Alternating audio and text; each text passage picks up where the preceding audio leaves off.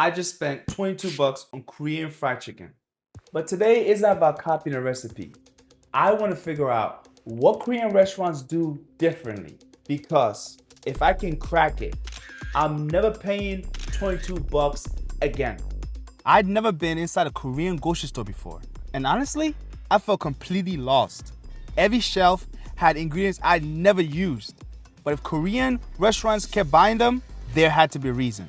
Then I noticed something. This gochujang. It kept showing up everywhere. That couldn't be a coincidence.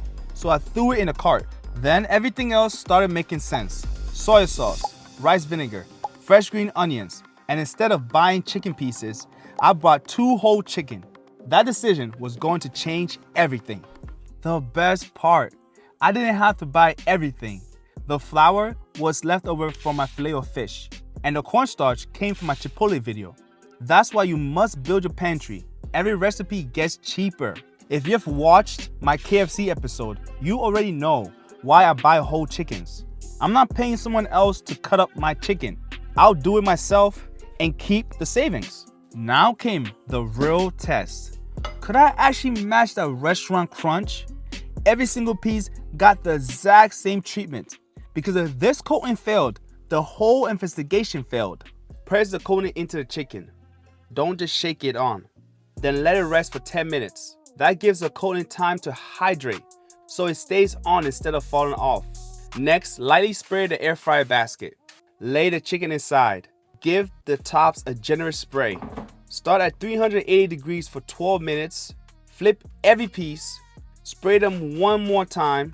Then finish at 400 degrees for another 8 to 10 minutes until they're crispy, golden brown, and cooked all the way through.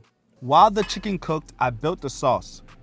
Gochujang, ketchup, soy sauce, rice vinegar, honey, minced garlic, and ginger. And that's when I realized something. Nothing here was random. Every ingredient had a job.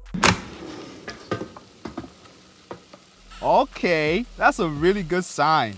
All right, it's time for receipt proof. The restaurant charged me $22.66 for 16 pieces.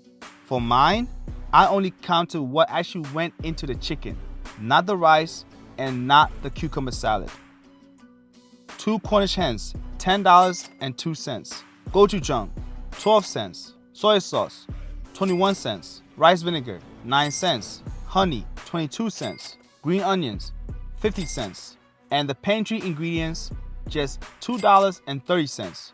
20 homemade pieces for $14.46. Let's start with the restaurant chicken. It's not that crispy, but the garlic flavor is amazing. It's sweet, it's spicy, and it's sticky. Now I know what I have to beat. Let's try TasteBud Odyssey's air fried Korean chicken.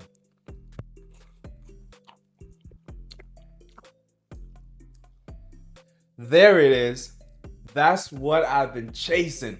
The crunch, the glaze, the juicy chicken. I finally figured out what makes Korean fried chicken feel different. So I spent $9.20 less, made 4 more pieces, and finally figured out why Korean chicken tastes different.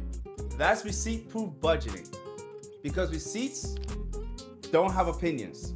Leave in the comments the flag of the country that we're investigating next. Peace!